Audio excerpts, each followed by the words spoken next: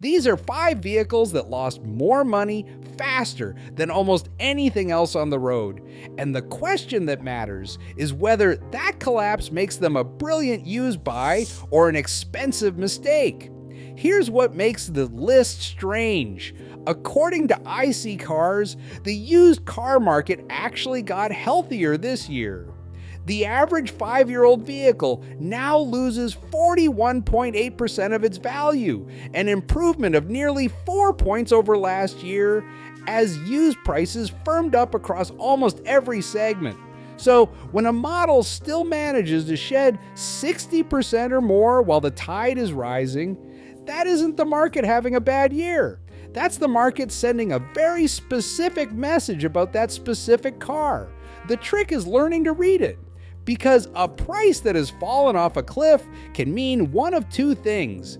It can mean the car is a genuine bargain that has already taken its worst hit, or it can mean the market has quietly figured out something about ownership costs that you're about to find out the hard way. Some of the cars on this list are real opportunities. Others are traps wearing a discount. If you want the actual numbers behind every vehicle before you spend a single dollar, subscribe to AWDCars right now, because by the end of this countdown, you'll know exactly which of these 5 is a steal and which one will quietly drain your bank account long after you drive it home. Let's start the count. At number 5, the Nissan LEAF. And this is the most affordable collapse on the entire list. According to iSeeCars, the LEAF loses 63.1% of its value over 5 years. That's the steepest percentage drop of any model in this year's study. The saving grace is the starting price. Because the LEAF was never expensive to begin with, that brutal percentage only works out to a dollar loss of around $17,700, a fraction of what the luxury cars further up this list will cost you. So why did an honest little electric hatchback fall so hard? 2 reasons. The first is that most LEAFs were leased, not bought, which means they flood back onto the used market in waves, and supply that heavy pushes prices straight down. The second is the technology. The early cars used a small, air-cooled battery pack and delivered barely 150 miles of range on a good day, and they charge on the old CHA demo standard, which has aged about as gracefully as a fax machine.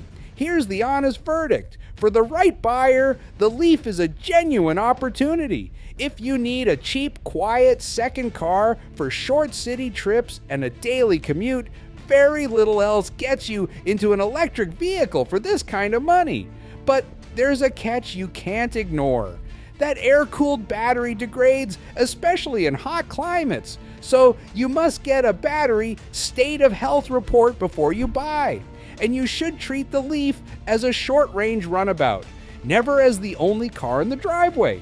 Buy it with your eyes open and it's a bargain. Buy it blind, and you inherit somebody else's worn-out battery.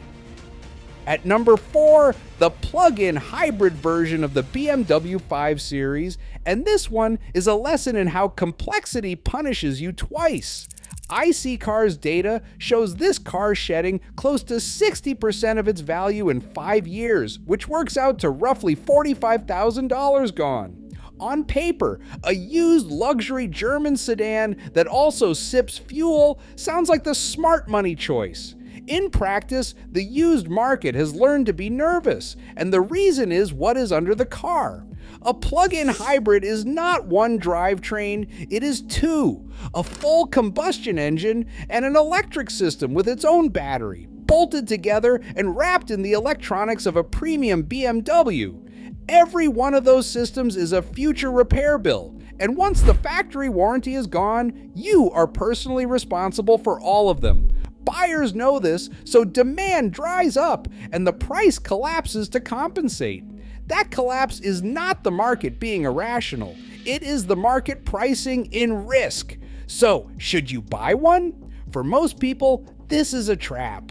The purchase price looks like a steal, but the savings can vanish the first time a high voltage component or a piece of German electrical wizardry decides to fail, because those repairs are measured in thousands, not hundreds. There is only one version of this that makes sense. If you can find an example with real factory warranty still remaining, and you put it through a proper pre-purchase inspection with a specialist, then the discount can genuinely work in your favor. Outside of that, walk away, because a cheap luxury hybrid with no warranty is just an expensive problem you have not met yet. At number 3, the Infiniti QX80, and this is the sleeper of the whole list, the one that might genuinely be worth your money. According to iSeeCars, this full-size luxury SUV loses 62.8% of its value over 5 years, a dollar hit of around $52,600. The reason is almost mechanical in its predictability. Infiniti sold essentially the same big SUV for years, then finally launched an all-new model, and the moment that happened, every older version aged overnight. Add an infotainment system that already felt dated and a thirsty V8 in a world worried about fuel bills, and the resale value simply caved. But here's where it gets interesting, because a 5-year-old QX80 that cost upwards of $70,000 when new can now be found for less than half of that. And underneath the old-fashioned styling is exactly that, something old-fashioned in the best way. This is a body-on-frame truck with a big, simple V8, seating for 7 or 8, and according to owner cost data, it's actually cheaper to maintain than you would ever guess. In some cases, cheaper to keep running than the little Nissan LEAF we just talked about. So, should you buy one? If you're a practical buyer who values space, comfort, and long-haul durability over the newest screen and the trendiest badge, this is a real opportunity. The one honest catch is fuel. It's a heavy V8 and it drinks, so you'll pay at the pump what you saved at the dealership if you cover big miles. But for a family that needs a genuinely durable hauler and buys smart, the QX80 is one of the few crashes on this list that rewards you for showing up late. At number 2, the Tesla Model X, the one with the dramatic falcon wing doors, and this is the most misunderstood car on the list. iSeeCars ranks it as the hardest hit mid-size SUV for depreciation, losing 61.2% of its value and more than $61,000 over 5 years, which is well over 3 times what a typical SUV in that class loses in dollar terms. Now, here's the part almost nobody explains properly. The Model X didn't crash because it fell apart. It crashed for reasons that have nothing to do with the mechanical health of the car. Tesla repeatedly cut prices on brand new vehicles, and every time the new price drops, used values get dragged down instantly to match. Layer on the brand turbulence around Tesla's leadership, a design that has been on sale for roughly a decade with only minor updates, and a flood of newer electric SUVs from every rival, and you get a resale chart that looks alarming, even though the car itself is fundamentally sound. This is what makes it an opportunity, but an eyes-open one. An electric vehicle like that is cheap to run and cheap to maintain, with none of the oil changes, belts, or exhaust repairs that haunt combustion cars. The catch is specific. Those falcon wing doors are complex and can be expensive to fix. Insurance runs higher than you'd expect, and the single most important thing you can do is verify the battery's health and confirm what warranty is left before you sign. Do that homework, and a used Model X is a lot of technology and performance for the money. Skip it, and you're gambling on the one component, the battery, that costs the most to replace. And at number 1, the Land Rover Range Rover, the single biggest money loser on this entire list, and the clearest trap of them all. iSeeCars data shows the Range Rover surrendering 61.7% of its value over 5 years, which translates into a staggering $69,856 gone. That alone would earn it the top spot. But depreciation is only the first bill. The second one arrives every time you turn the key, and this is where the Range Rover separates itself from everything else we've covered. According to Repair Pal, the average Range Rover costs around $1,258 a year in repairs and maintenance, against an average of just $652 for vehicles overall. Its reliability rating sits at 2 out of 5, ranking it 15th out of 19 full-size luxury SUVs, and there's a 19% chance that any given repair is a major one compared to 12% for the average car. Owners and mechanics report the same recurring themes over and over: failing air suspension, electrical gremlins, and oil leaks. So, should you buy one?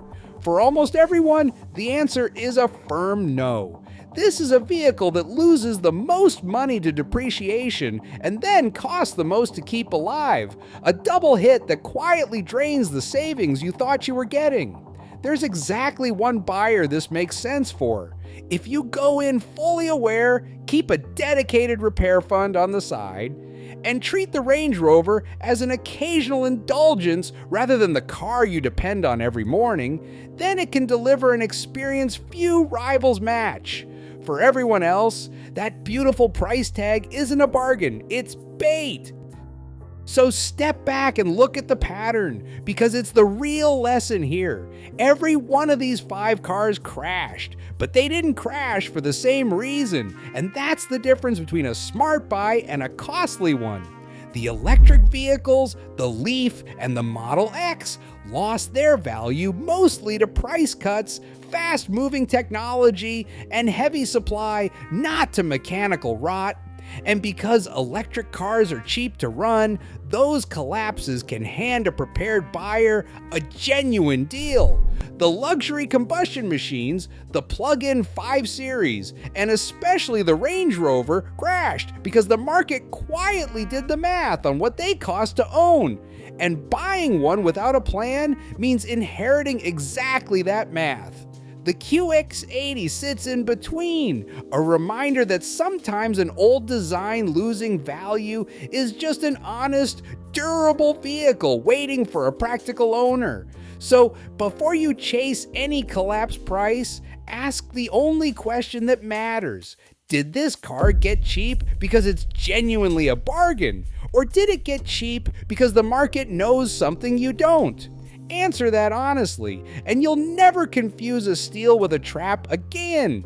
If this breakdown saved you from a bad decision or pointed you toward a good one, you know what to do. That's it for this one, and I'll see you in the next.